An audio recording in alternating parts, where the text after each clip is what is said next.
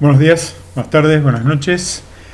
Vamos a hacer un breve y sucinto recorrido por la programación entera y la programación binaria, habiendo ya completado un estudio bastante profundo de la programación lineal.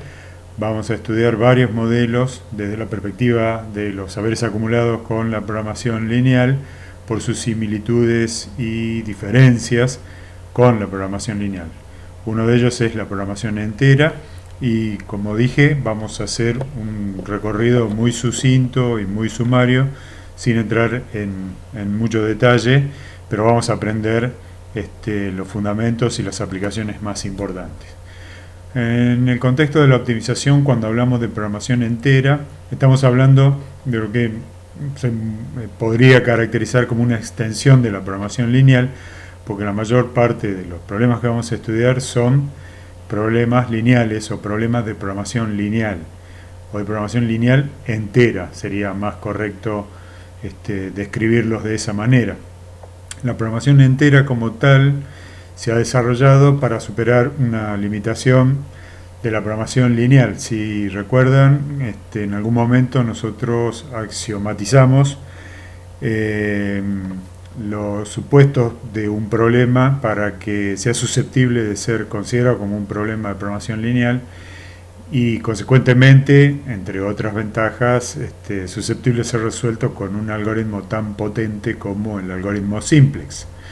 Bueno, rápidamente los supuestos o los axiomas eran el de proporcionalidad, el de aditividad, el de determinismo, y había uno que nosotros habíamos caracterizado, llamado como el de continuidad, y lo habíamos fundido con el de no negatividad, que en otros textos se suele presentar por separado. Esta parte del axioma se refiere a los valores que pueden tomar o que tienen permitido tomar las variables de los problemas de programación lineal. En el caso de la programación lineal convencional, el axioma de continuidad requiere que las variables sean continuas, las variables de la programación lineal sean continuas y que puedan tomar cualquier valor dentro del dominio permitido, que normalmente se lo define como el dominio de los números reales no negativos. Es decir, cuando escribimos que xj debe ser mayor o igual a 0, estamos indicando que xj puede tomar cualquier valor dentro de ese dominio. También sabemos que eso puede ser acotado para que el límite inferior del rango no sea 0, sino un número positivo, y también que pueda ser fraccionario o irracional incluso, pero como límite inferior distinto de 0, pero no negativo, o sea positivo. Y también puede ser acotado el límite superior para ser diferente a más infinito, que es el límite superior tácito de la programación lineal. Ese es el dominio que reclama para una variable de programación lineal el axioma de continuidad. Ese axioma impide que las variables que puedan participar del problema sean enteras o que sean negativas. Son dos condiciones que han dado origen a ramas de la programación o de la optimización de la programación matemática para lidiar con esa limitación. Hoy nos vamos a dedicar a la programación entera. Entonces, en un problema con programación entera, lo que se requiere es que las variables que representan aspectos significativos del problema que hay que resolver puedan tomar solamente valores enteros y no negativos, como ya dijimos, para seguir dentro de la programación lineal. Así que todos los demás axiomas los mantenemos y agregamos ahora el requerimiento de que la variable solo pueda tomar valores no negativos dentro del dominio de los números enteros, es decir, 0, 1, 2, 3, 4, 2525, 3.285.000, etc. Son todos valores permitidos. Y no están permitidos para esas variables enteras que ahora tomen valores fraccionarios, 3,5, o irracionales, 3,14, como pi. Entonces esos son valores que están vedados si lo que se requiere es que una variable se represente como una variable entera. En muchas situaciones reales lo más conveniente será ignorar ese requerimiento y resolver el problema como si fuera un problema de programación lineal convencional, para luego truncar o redondear la solución para esas variables que queremos entera o que pretendemos entera. Es decir, la conversión a variable entera, a resultado entero, es una vez resuelto el problema de programación lineal. Ese problema o ese enfoque o ese abordaje se puede aplicar siempre que las variables, por ejemplo, cuyo resultado que queremos que sean enteras y cuyos resultados se espera tengan una parte entera mucho más grande que la fraccionaria. Por ejemplo, si se espera o si se quiere representar un problema en el que la variable sea, por ejemplo, los millones de plantines que se van a producir de una cierta especie en un vivero, no es muy relevante si la solución óptima indica 3.257.825,2. Ese coma 2 tranquilamente puede ser ignorado y de hecho en una situación como esa podría ser truncado o redondeado, que no haría mucha diferencia con respecto a la representación del problema y el problema real. Sin embargo, hay otras variables en las cuales eso no es así. Por eso es que la advertencia del procedimiento de redondear o truncar debe aplicarse con mucha cautela, porque a veces esa técnica lo que produce es una solución claramente subóptima o incluso ni siquiera una buena solución. Entonces va a haber muchos problemas en los cuales la solución o la variable que queremos representar, en los cuales la parte entera y la parte fraccionaria no tienen una diferencia en magnitud tan significativa como la que acabo de representar. Por ejemplo, se me ocurre como ejemplos para nuestros problemas forestales, la cantidad de viajes por día que tiene que hacer un helicóptero asignado al combate de incendios forestales. Si estamos esperando soluciones entre 4, 5, 6 viajes por día para cargar agua y volver al foco del incendio, a descargarla y hacerlo eso varias veces por día, y las soluciones que se esperan por día son 4, 5, 6, entonces la diferencia entre la parte entera y la parte fraccionaria no es tan marcada, entonces no va a ser lo mismo 4,2 que 4 o que 4,6 que 5, y lo ya dicho, cuando uno redondea eso puede obtener una solución que directamente no es óptima, ni siquiera una buena solución.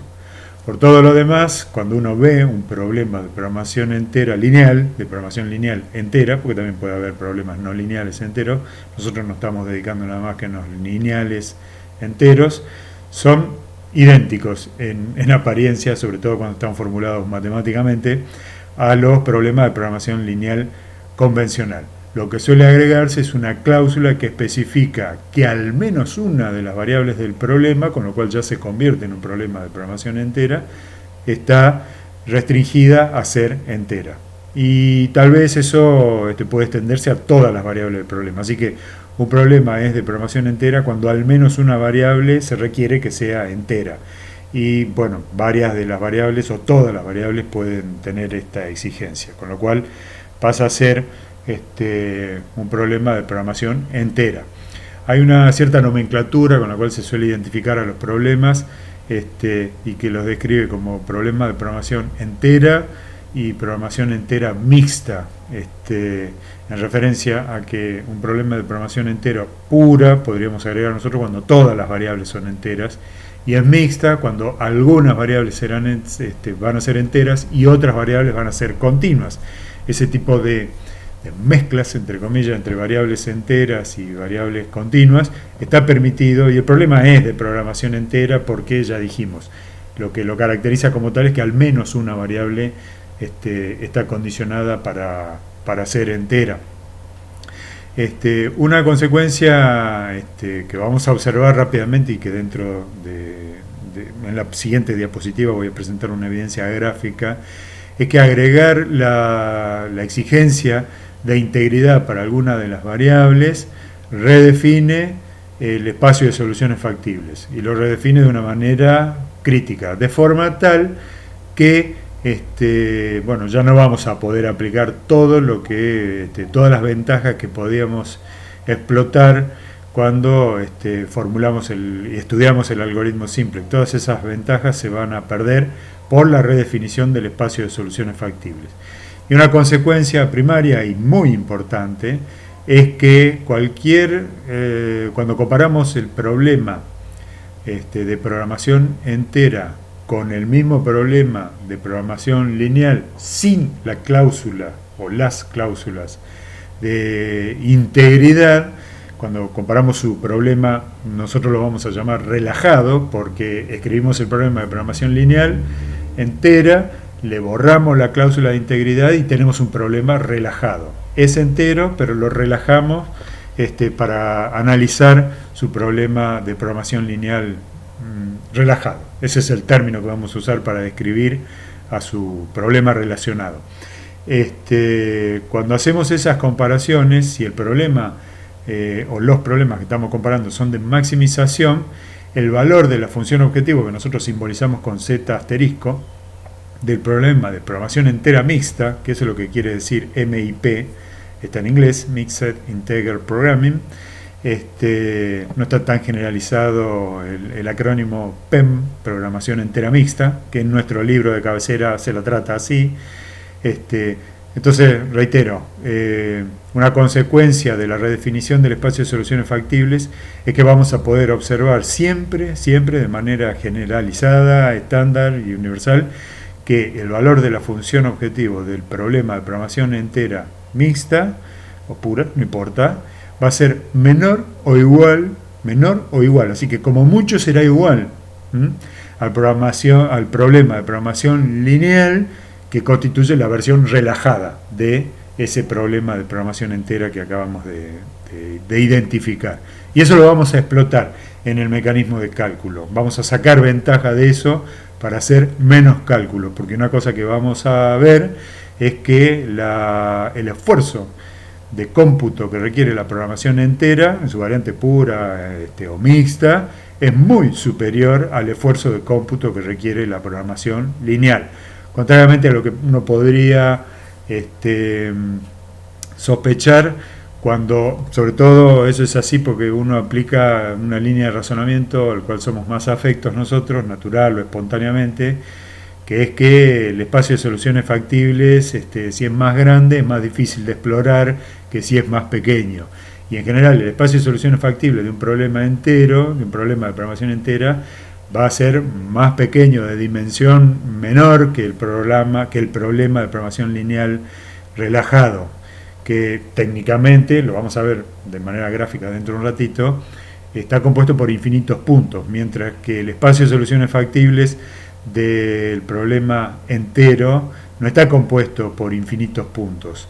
Y de todas formas, por la configuración espacial y por otras propiedades del mecanismo de solución, van a ver que el esfuerzo de cómputo, aún sobre un espacio de menores dimensiones como es el de programación entera, es mayor que el esfuerzo de cómputo que hay que hacer para encontrar la solución óptima en un problema de programación lineal que tiene un espacio de soluciones factibles de dimensión infinita, ¿sí?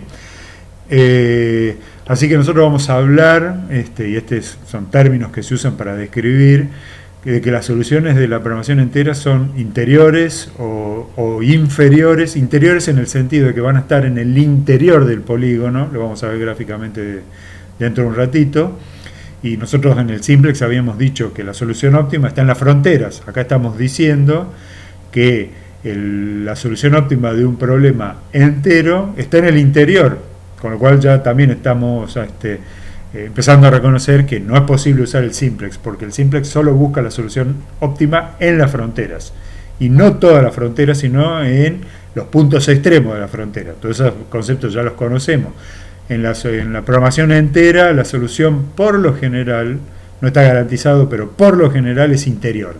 No está en la frontera del polígono del problema de programación lineal relajado.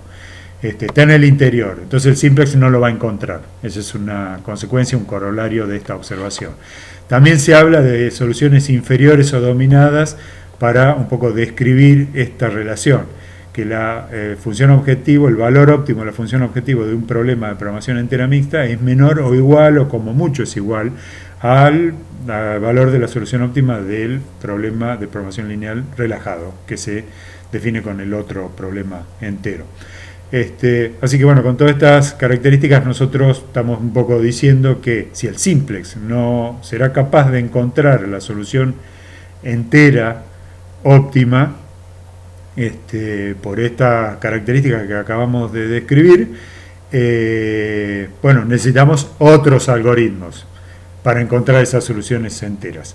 Nosotros no vamos a estudiar los algoritmos ni nada que se le parezca, y solo vamos a hacer una presentación muy expeditiva del algoritmo que se conoce como de ramificación y acotamiento, para ver un poco la técnica algorítmica que se usa para encontrar la solución entera y cómo se puede explotar, aunque no muy eficientemente, cómo se puede explotar ciertas propiedades del problema.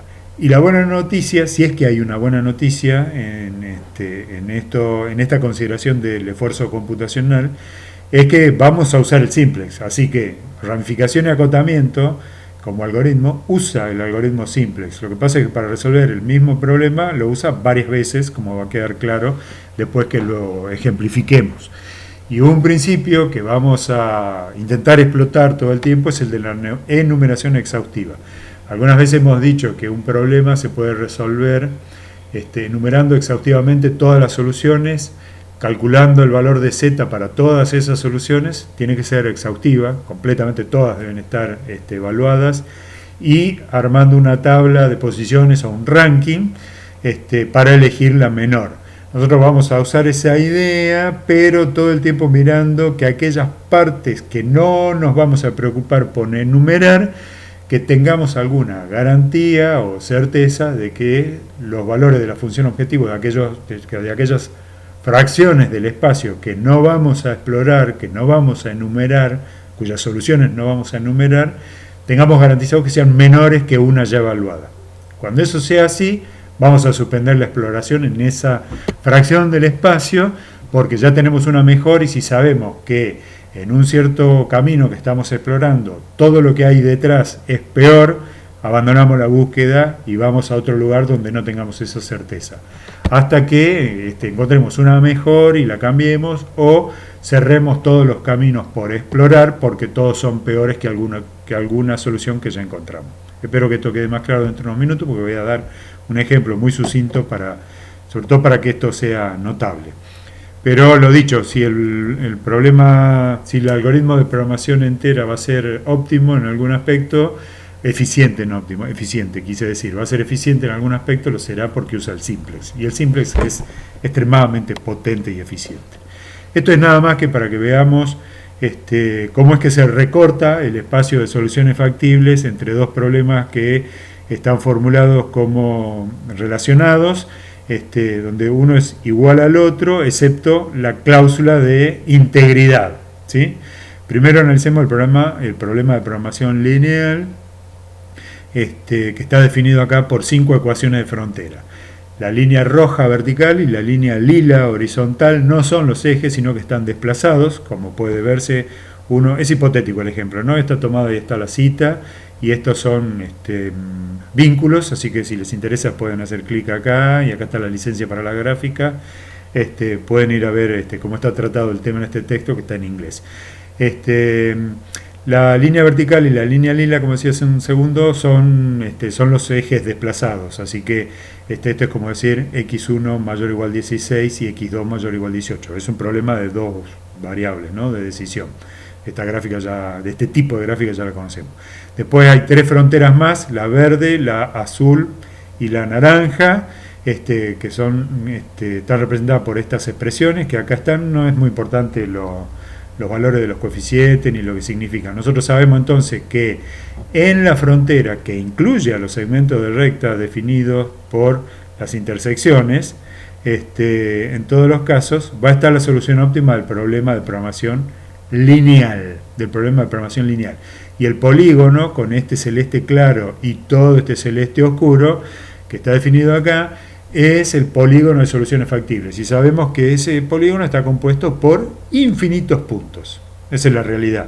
El simplex ni se preocupa por buscar entre esos infinitos puntos, no busca nada en el interior y en la frontera solo busca en los puntos extremos, que en este caso son las intersecciones. Así que de un espacio infinito, por las propiedades del problema, el simplex concentra su búsqueda en 5 puntos, porque sabe que los valores máximos o mínimos, depende de la configuración, van a estar ahí. Ese es un buen ejemplo de enumeración exhaustiva, si ustedes quieren verlo de esa manera.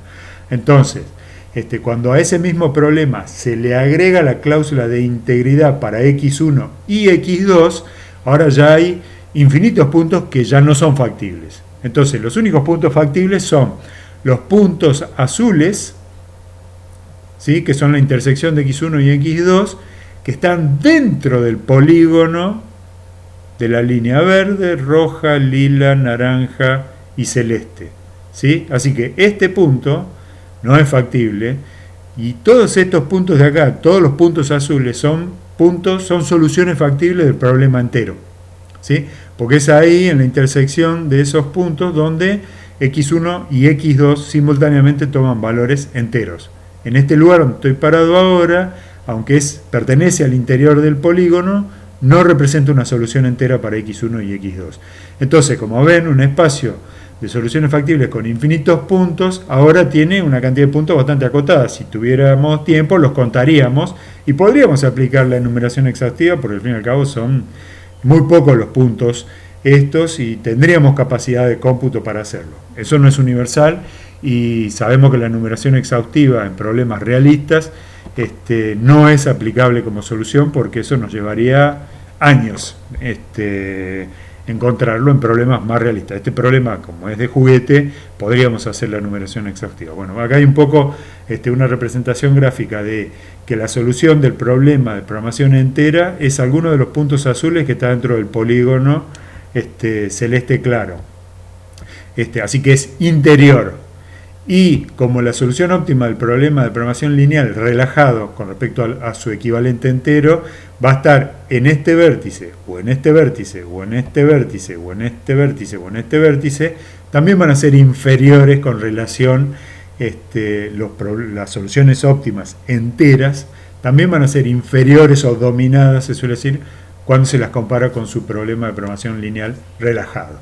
En azul más oscuro acá está pintado un polígono que sería la envolvente, ese sería el nombre técnico, la envolvente o el conjunto convexo, que es cosa que ya sabemos nosotros, el conjunto convexo de soluciones enteras, ¿sí? Es una envolvente, así que hay una figura geométrica que contiene a todos los puntos de soluciones enteras, pero el conjunto de soluciones enteras son los puntos azules nada más, ¿sí? Ningún punto que no sea entero es admisible como solución. Bueno, eso era nada más que una representación gráfica de varias de las cosas que habíamos dicho que caracterizan a la solución entera. Nosotros vamos a presentar un problema y lo vamos a resolver muy rápidamente con una especie de presentación informal del algoritmo de ramificación y acotamiento. Primero el problema y después ramificación y acotamiento. El problema es un problema de logística y vamos a asignar una cantidad de viajes a 2 camiones para trasladar por lo menos 3.000 toneladas de chip entre la playa de una industria que chipea madera y el puerto donde serán cargados para su transporte a ultramar, ¿sí? La distancia de la playa de la industria al puerto es de 6,25 kilómetros, así que les pido que retengan algunos números en la memoria y si no, cuando revisen la presentación tomen nota. Cada viaje que va a ser los camiones, los 2 camiones sobre los cuales estamos trabajando, van a recorrer 12,5 kilómetros. Ida cargados y vuelta descargados a buscar una nueva carga, ¿sí?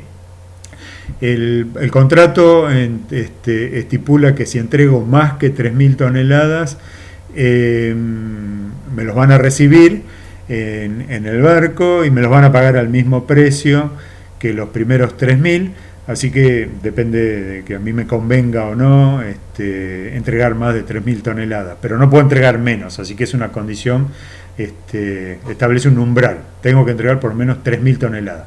y esas 3.000 toneladas deben ser entregadas en 60 días. Nosotros disponemos de 2 camiones para hacer los transportes, y estos camiones, por nuestra política de mantenimiento de los camiones, van a un service general cada 5.000 kilómetros. Entonces a cada camión, yo le tengo registrado, lo pueden ver en la tabla de acá abajo, los camiones se van a llamar 1 y 2, por supuesto.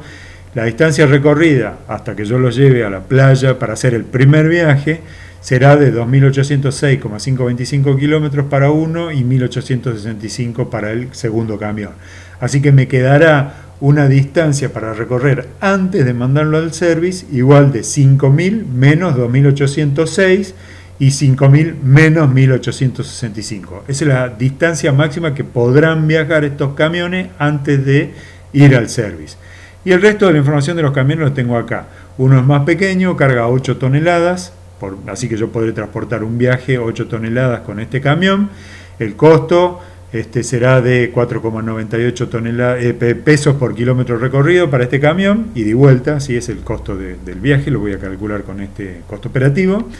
Y por los tiempos de carga y descarga, la cantidad máxima de viajes que podré hacer por día con estos camiones va a ser de 8 con el chico y de 5 viajes con el grande. El grande, a su vez, transporta 12 toneladas. Así que, con esta información, después van a tener que tomarse un tiempito más para analizarla un poco más tranquilamente de lo que yo voy a pasar ahora. Nosotros vamos a construir un problema de programación lineal entera, ¿sí? Voy a explicar de dónde salen los números. Los números de este problema todos salen de los datos que acabo de repasar en la formulación. X1 y X2 van a ser la cantidad de viajes del camión 1 y la cantidad de viajes del camión 2 para cumplir con este contrato de transporte de chips, ¿sí? Y fíjense la cláusula acá abajo, XJ pertenece a este Z especial con 2 líneas, en la línea que va la línea semivertical.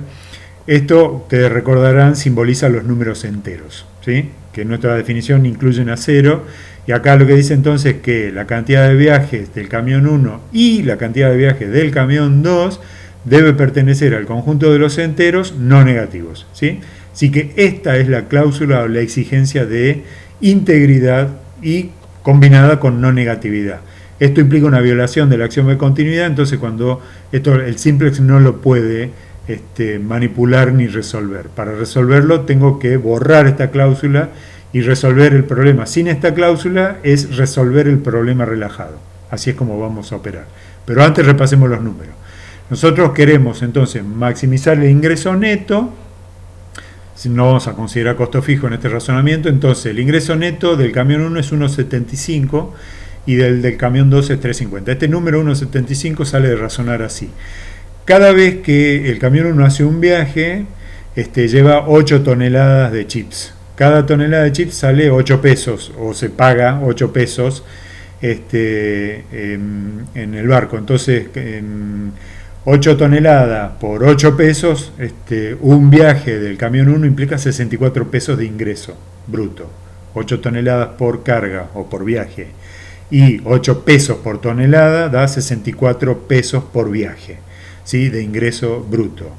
Y el costo de transportar eso implica que el camión recorre 12,5 kilómetros ida y vuelta, 12,5 kilómetros ida y vuelta, y ese recorrido cuesta 4,98 pesos por kilómetro. Así que 12,5 por 4,98 son kilómetros por viaje por pesos por kilómetro, resulta en una cantidad que es el costo de la carga, o sea, pesos por viaje, y se lo puedo restar a los 64 pesos que resultaba de 8 toneladas por 8 pesos por tonelada. Entonces, 8 pesos por tonelada por 8 toneladas por viaje, menos 12,5 kilómetros por viaje por 4,98 pesos por kilómetro, resulta en 1,75 pesos por viaje, que multiplicado por una cantidad de viaje me da el ingreso neto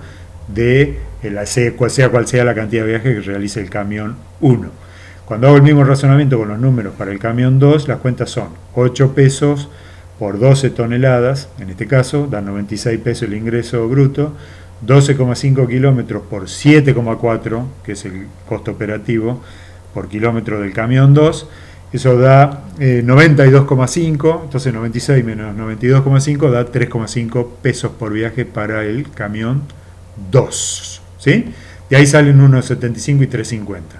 ¿De dónde sale 175,5? 175,5 sale de razonar así. Al camión 1 le quedan 5.000 menos 2.806,25 kilómetros por recorrer antes de ir al service. Así que le quedan 2.193 kilómetros con 75 hasta el service. Cada viaje son 12,5, así que 2.193,75 dividido 12,5 kilómetros por viaje resulta en 175 viajes y medio. Así que el camión 1 puede hacer 175 viajes y medio antes de ir al service. Y con el mismo razonamiento para el camión 2 puede hacer 250,8 viajes antes de ir al service. El lado derecho no está acotado a ser entero, yo lo podría hacer, pero no es importante en este problema. Lo que debe ser entero es x1 y x2, no el lado derecho ni los coeficientes. ¿Sí? Esa es la programación entera, variables enteras, no coeficientes o constantes enteras. Bueno, esta ecuación 8x1 más 2x2 es fácil de ver de dónde sale, porque son las 8 toneladas por viaje por la cantidad de viajes del camión 1 más las 12 toneladas por viaje por la cantidad de viajes del camión 2 se deben combinar para significar más de 3.000 toneladas en total, ¿sí? Esa es la ecuación que me garantiza que voy a entregar más de 3.000 toneladas. Y esta es la de los 60 días, ¿sí? 60 son 60 días. Y esta parte de acá, estos coeficientes, 1/8 y 1/5, es de razonar así. Si yo puedo hacer 8 viajes por día con el camión 1, cada viaje es 1/8 de día. De ahí sale 1/8.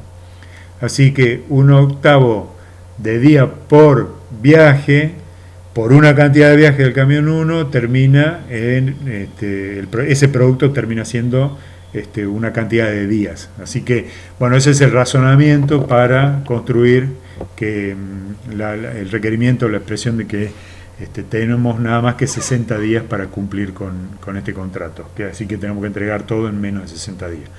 Acá hemos graficado la representación geométrica del problema de programación lineal relajado, que implicaría ignorar esta condición de integridad. De XJ pertenece a los enteros no negativos, ¿sí?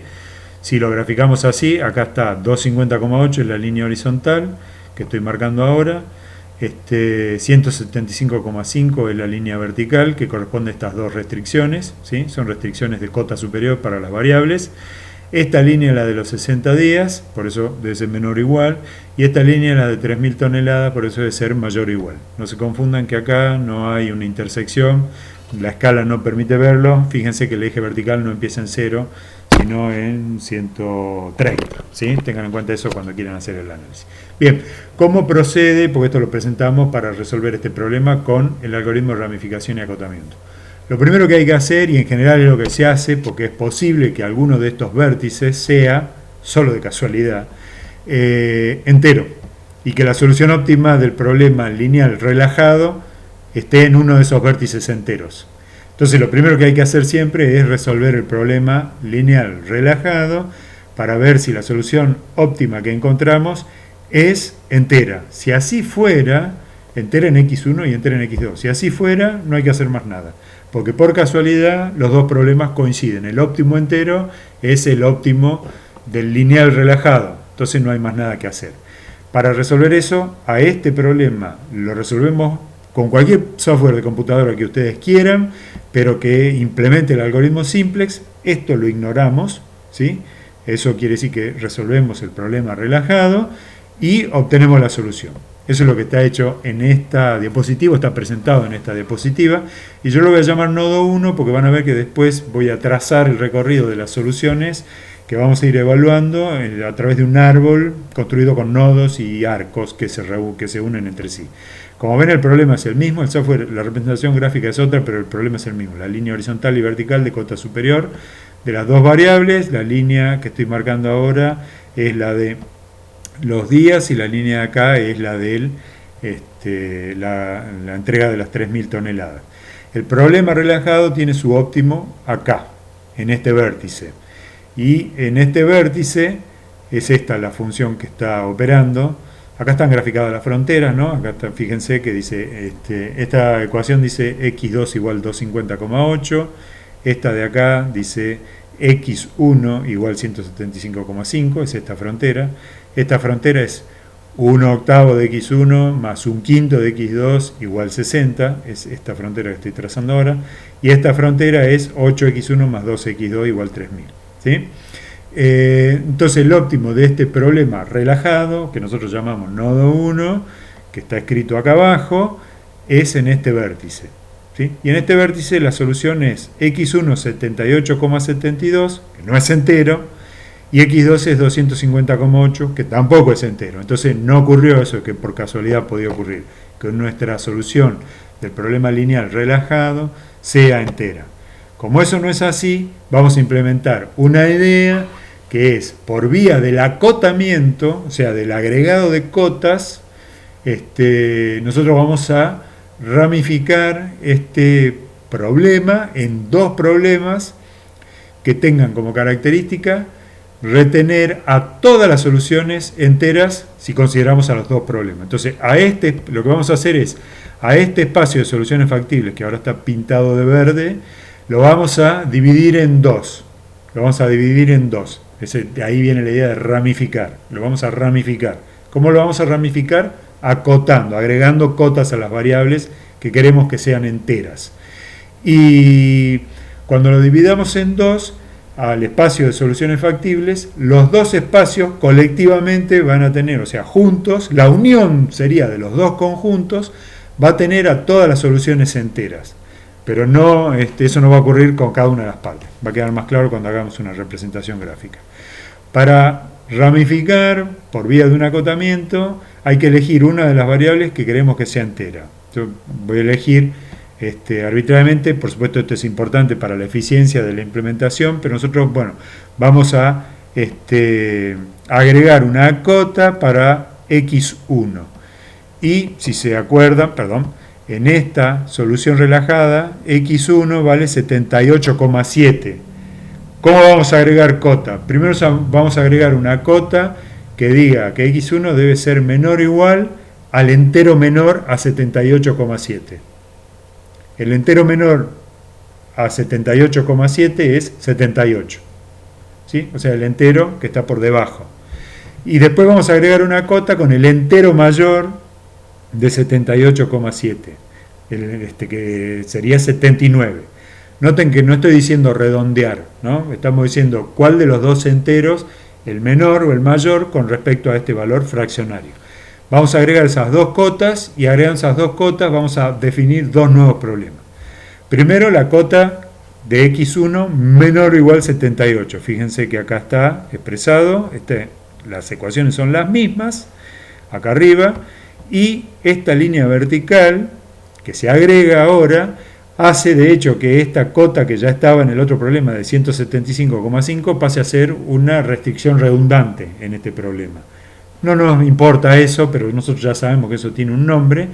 Y ahora acá vamos a volver a resolver el problema lineal relajado con esta cota que agregamos. ¿Sí? Cuando resolvemos el problema lineal relajado con esta cota que agregamos, que es la que está acá, x1 igual 78, el óptimo está en este vértice de acá, que no es el mismo de recién, ¿no? La escala no permite verlo, sino es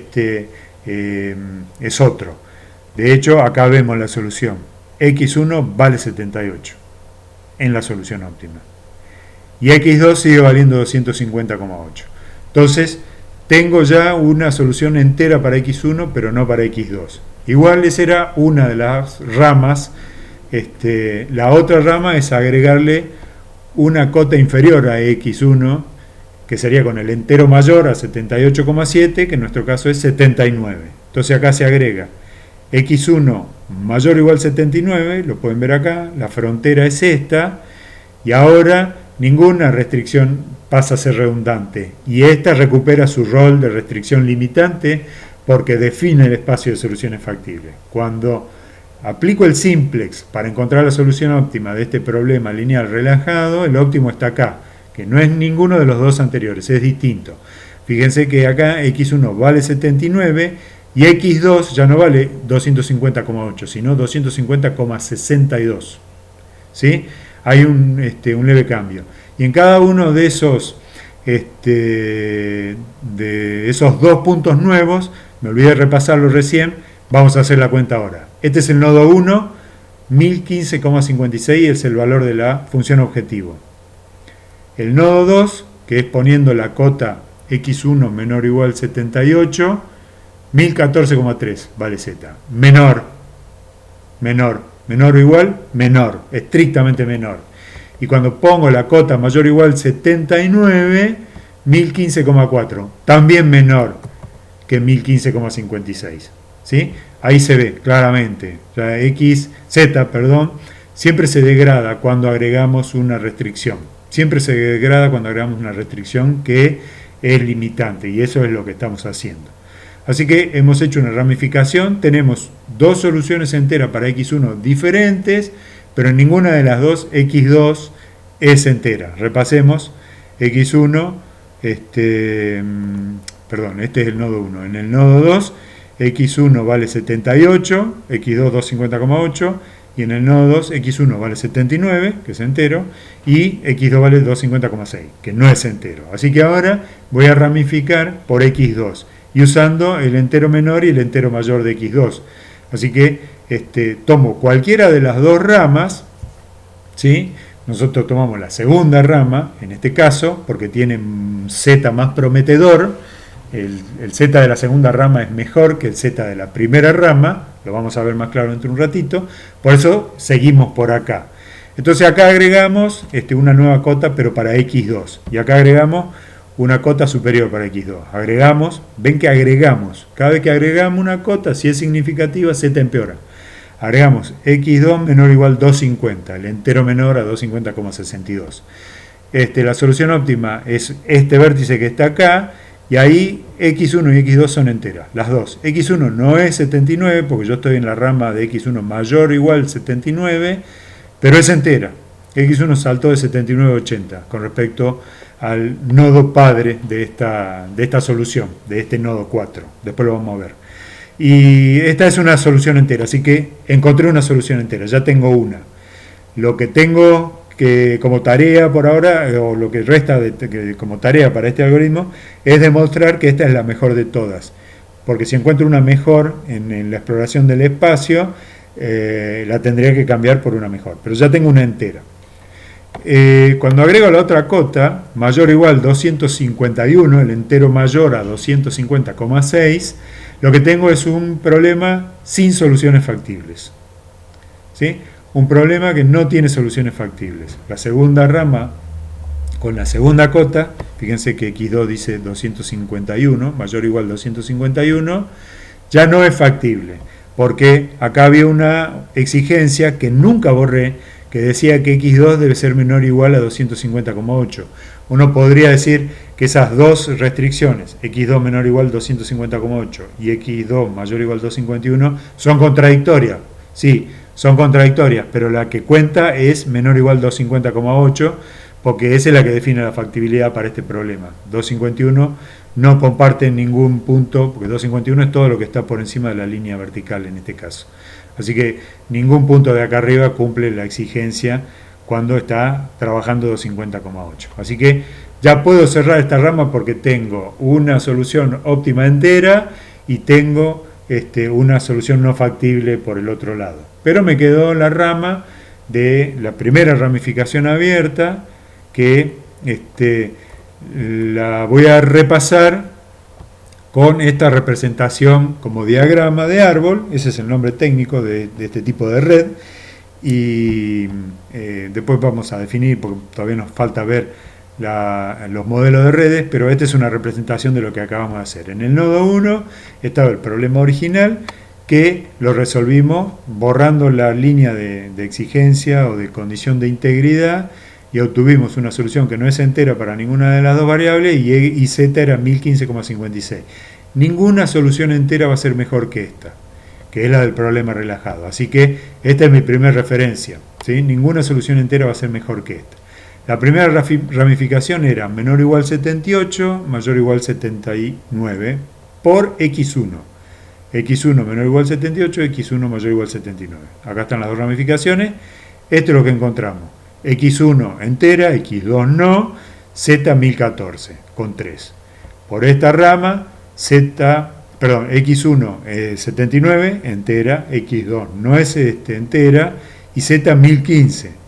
Z 1015 versus z 1014, igual ven que los dos son menores a 1015,56, pero este es mejor que este. Así que es más prometedora esta rama. Sigo por esta rama y ramifico por la otra variable que aún no es entera. Ramifico x2 menor o igual 250, el entero menor, x2 mayor o igual 251, el entero mayor, a 250,6, y resuelvo los problemas relajados con el simplex. Así que acá obtengo la primera solución entera, que es 1015, en z, pero es entera porque x1 vale 80 y x2 vale 250, no porque z sea entero. No se confundan con eso. Ya dije muchas veces, lo que debe ser entero es x1 y x2, ni z ni las coeficientes o constantes del problema. Por esta rama, x2 es no factible, así que por acá ya no puedo seguir ramificando y por acá no vale la pena que haga nuevas ramificaciones porque ya tengo una solución entera.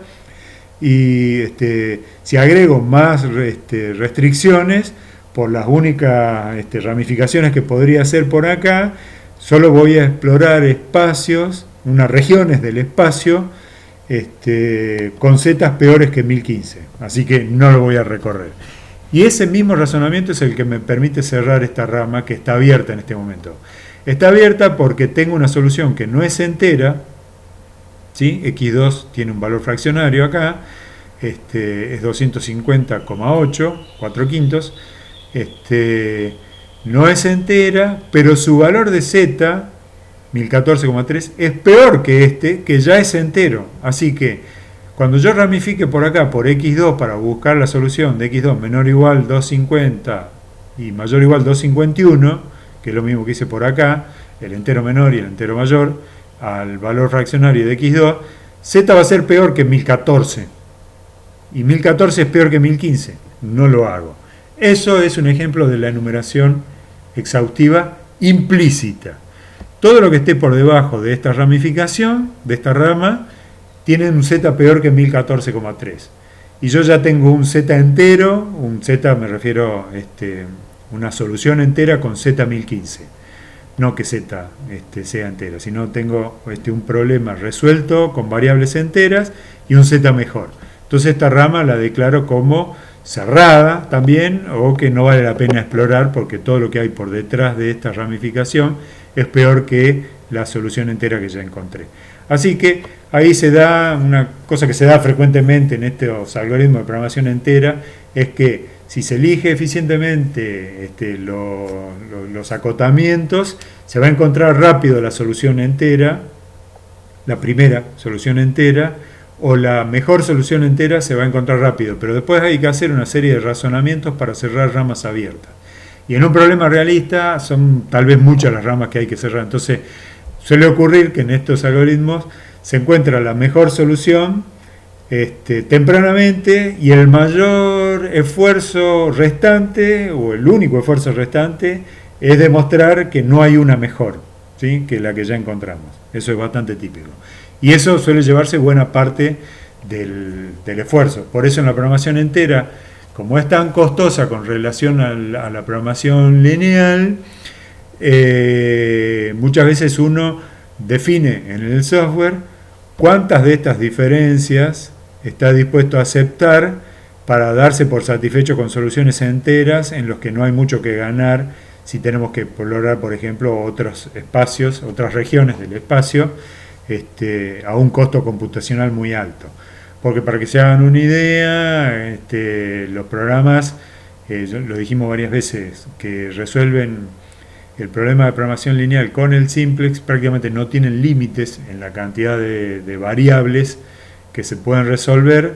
En el caso de la programación entera, esos límites sí existen, y muchas veces son del orden del 10-20% de lo que se podría resolver con la misma computadora este, eh, si no existiera el requerimiento de integridad. Es muy significativo el esfuerzo de cómputo que demanda la programación entera. Eso retrasó bastante su adopción, y todavía resolver un problema grande, realista, de programación entera sigue siendo costoso. Así que no es algo que se haga porque sí o en cualquier circunstancia. Si los problemas son modestos o pequeños, se sigue haciendo, pero si no es el caso, eso no se hace. Así que acá lo ven, porque nosotros para resolver este problema de juguete con programación entera tuvimos que hacer 1, 2, 3, 4, bueno, 5 simplex. ¿Sí? Aplicar 5 veces el simplex. En un problema más realista eso tiene un costo computacional enorme. Y bueno, y uno puede descubrir que el tamaño de los problemas que se pueden resolver están a la vuelta de la esquina. A propósito, en Excel se pueden resolver problemas de programación entera, y la forma de comunicarle a Excel que uno tiene o quiere resolver problemas de programación entera es cómo se comunica una restricción. Si lo repasan después, van a ver que cuando cargan una restricción, ustedes tenían la posibilidad de elegir una condición lógica que era menor o igual, mayor o igual o igual.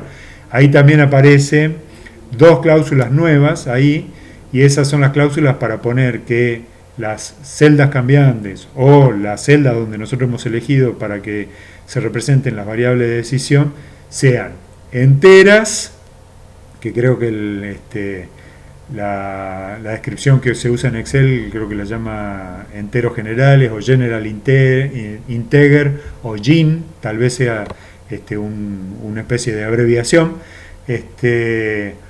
Y la otra opción, la quinta opción para cargar como restricción es bin, por binaria, porque una rama especial de la programación entera es la programación entera binaria, que yo les voy a dar un ejemplo a continuación. Como en Excel se cargan como restricciones la condición de integridad, o por lo menos en las versiones viejas del solver, uno tenía que indicarle que las variables deben estar restringidas, o sea, se los toma como restricciones. En general, para hacer la cuenta del tamaño del problema que se puede resolver en Excel, hay que ver qué cantidad de restricciones es capaz de resolver el solver que nosotros tenemos implementado en nuestra instalación particular de Excel. En algunas nuevas se podrían resolver 100 restricciones, o podría ser un límite para la cantidad de variables enteras. Y sin restricciones de integridad y con el mismo software, en Excel se podrían resolver problemas con el doble de variables no enteras, o sea, de variables continuas, como son las variables típicas de la programación lineal. Bueno, todo eso que mencionamos lo mencionamos para dar una idea de por qué la programación entera requiere más esfuerzo computacional, por qué es más costoso resolver un problema de programación entera, y por qué el tamaño del problema que hoy se puede resolver sigue siendo acotado, limitado o restrictivo cuando se lo compara con su problema relacionado o su problema relajado. Así que la programación entera ahora se usa, todavía se usa con mucho más cautela que la programación lineal por estas limitaciones, y espero que tengan ahora una buena idea de por qué esto opera así. Con todo, la programación entera que más se usa es un tipo especial de programación entera, en el cual el dominio de las variables ya no son todos los enteros no negativos, sino los dos primeros, 0 y 1. Por eso se llama programación binaria. Es un tipo particular de variable entera, en el cual solo está permitido que la variable tome el valor 0, y si no es 0, 1. No hay otro valor permitido para la variable. Así que es una definición mucho más restrictiva, mucho más acotada del dominio de las variables que hicimos con respecto a la programación entera, donde se permitía 0, 1, 2, 3, 4, 5, cualquier número entero no negativo, que por supuesto podía tener cotas inferior, distinta de 0, y cota superior, distinta de más infinito, pero entero.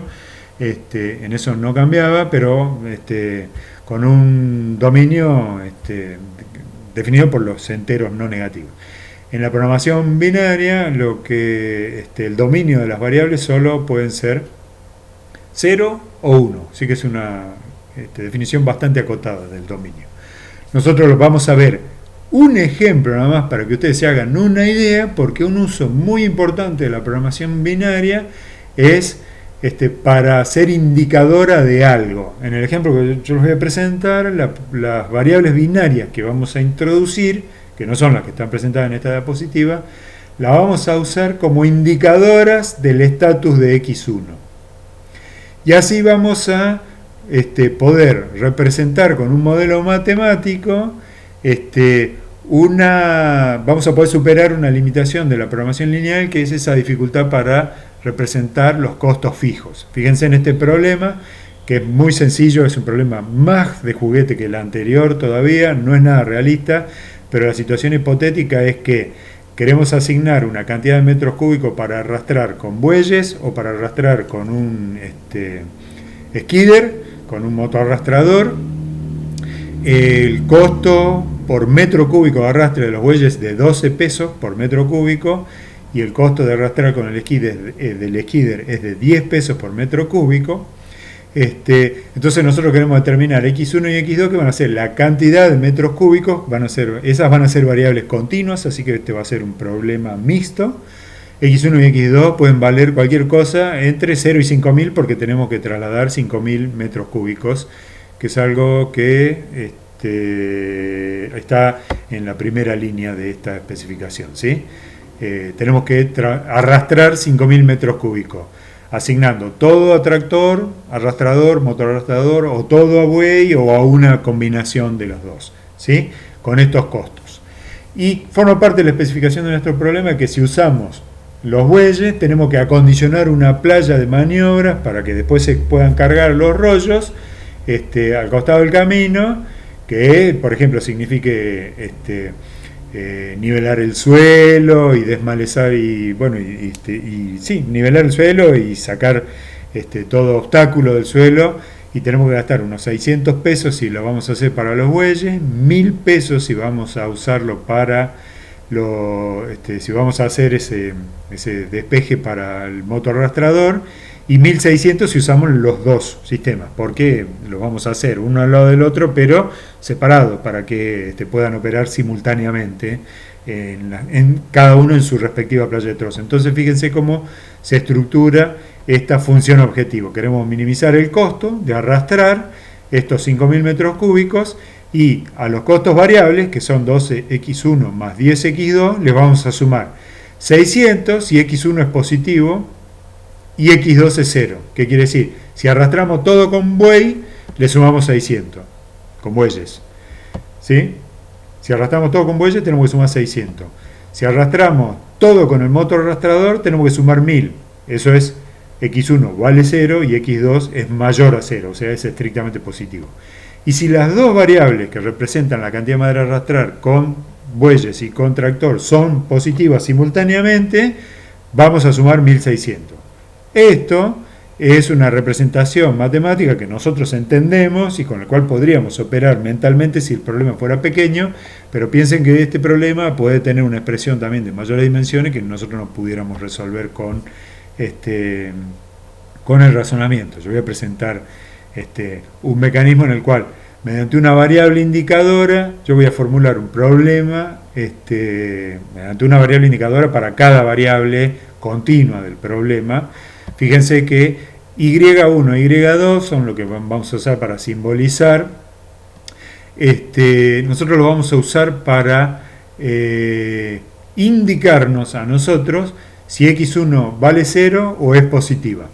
Entonces vamos a escribir un modelo matemático tal que y1 o y1 va a ser 0 si x1 es 0, y que y1 va a estar condicionada a valer 1 si x1 toma valor positivo.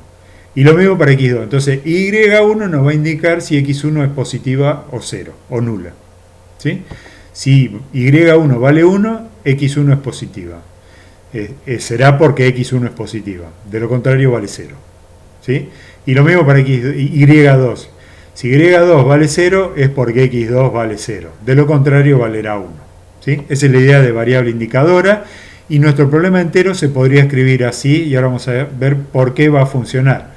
Entonces les recuerdo, x1 y x2 son variables continuas, convencionales de la programación lineal, y1 e y2 son variables enteras binarias. Solo pueden valer 0, si no valen 0, valen 1. No pueden valer nada diferente a 0 o 1. Entonces, razonemos. Fíjense la función objetivo cómo funciona.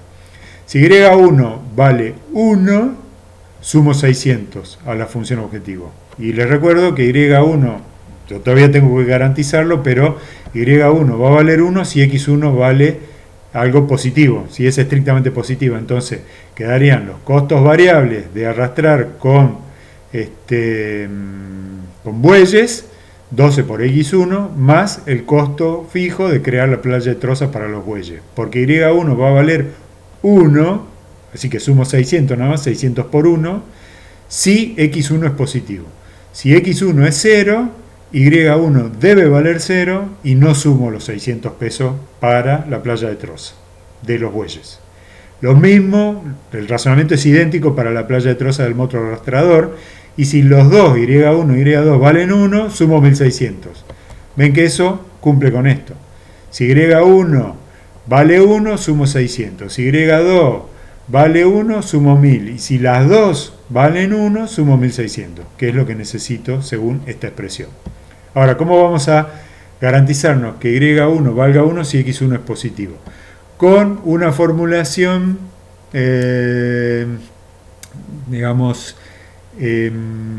ingeniosa, esa es la palabra que estaba buscando, no me salía, del modelo matemático.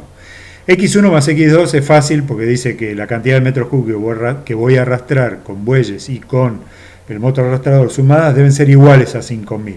Y este 5000 de acá es el que voy a usar en esta expresión y en esta. Fíjense que son iguales, y si no lo ven fácilmente así, los invito a que pasen el 5000 del otro lado, que es algo que ustedes pueden hacer porque pasaría del otro lado con signo positivo, ¿no? Entonces sería x1 menor o igual a 5000 y1. Fíjense cómo funcionaría esa expresión. Como y1 y y2 están en la función objetivo y tienen un coeficiente, el simplex, para que los suba a la base, o sea, para que los pase de 0 a 1, como es un problema de minimizar, todos estos valores tienden a 0. Todos, x1, x2, y1, y2, tienden a 0, porque cuando todos valen 0, z vale 0. Y con variables no negativas, fíjense que son todas no negativas, el menor valor de z de todos los posibles es 0. Eso se logra cuando x1 vale 0, x2 vale 0, y1 vale 0, y2 vale 0. Entonces, ¿por qué x1 y x2 van a valer algo distinto de 0? Por esta expresión. ¿Sí? Porque alguno de estos dos, o esta suma, tiene que hacerlo subir, porque acá dice igual. Porque si yo pongo menor o igual, acá también menor o igual, 0 satisface menor o igual, entonces no va a haber valor de x1 ni de x2 que sea distinto de 0. Como dice igual, para que esta identidad se cumpla, uno debe valer 5000 o los dos deben combinarse para valer 5000. ¿Sí? Así que esto hace que alguno de los dos o los dos pasen de 0 a ser positivo. Y si yo lo que necesito es que si alguno de los dos pasa a ser positivo, que y1 también pase a ser positivo. Y eso es lo que logro con esta expresión. Supongamos por un instante que x1 vale 10. Para que esta expresión sea verdadera, para que esta expresión de acá sea verdadera, ¿cuánto debe valer y1? Les recuerdo que y1 por la optimización o por el simplex, porque cuando lo resolvemos relajado también se va a usar esto, la acotación con 0 y con 1, y1 tiende a ser 0 para optimizar esta función objetivo. Así que, ¿por qué pasaría a ser 1? Puede pasar a ser 1 porque naturalmente se queda en 0 o espontáneamente en un problema de minimización con este coeficiente 600 y 1 se queda en 0, ¿sí? Y 1 se queda espontáneamente 0 y 2 se queda espontáneamente en 1000. Pasan a valer 1, que es lo que yo quiero que valgan para la representación que estoy buscando, porque x1 toma un valor positivo, y x1 toma un valor positivo porque está en esta expresión, o x2 toma un valor positivo porque está en esta expresión.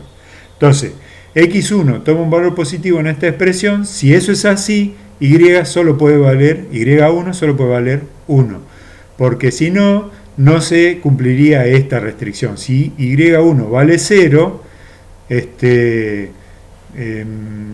x1, les dije hipotéticamente 10, no es menor o igual que 0.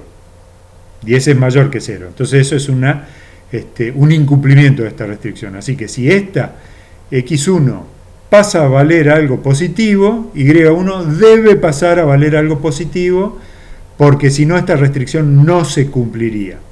Y esa es la parte ingeniosa, ¿sí? ¿Por qué 5000? Porque 5000 es la cota para x1 y para x2. Fíjense en esta expresión, si x2 vale 0, x1 como mucho va a valer 5000. Y lo contrario también para x2. Si x1 vale 0, x2 como mucho va a valer 5000. Así que por vía de estas dos inecuaciones, yo me garantizo que si x2 pasa a valer 0, pasa a valer un número positivo, un valor positivo, y2 debe pasar a valer un número positivo. Si x2 se queda en 0, y2 se queda en 0 también, porque naturalmente, en un problema de minimización, y2 se queda en 0. A propósito, fíjense en términos relativos, es más eficiente que x1 pase a ser positiva que y1. Así que primero x1 pasa a ser positiva, porque si x1 pasa de 0 a 1, z aumenta 12. Mientras que si y1 pasa de 0 a 1, z aumenta 600. Y en un problema de minimización yo prefiero que aumente 12 y no 600. Lo mismo para y2 versus x2. Así que primero suben las continuas a la base, o entran a la base las continuas, y después entran las binarias. Y las binarias entran por esta restricción, no por la función objetivo. Y a propósito, acá no tengo que hacer el simplex, porque lo puedo resolver por inspección a este problema. ¿Cuál de todos estos coeficientes es el que conviene que primero deje de ser positivo? Deje de ser nulo para pasar a ser positivo.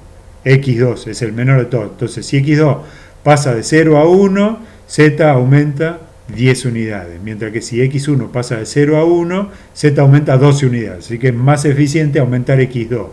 ¿Y eso hasta qué cota?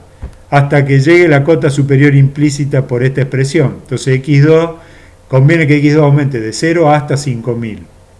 ¿Sí? Eso automáticamente hace que x1 valga 0.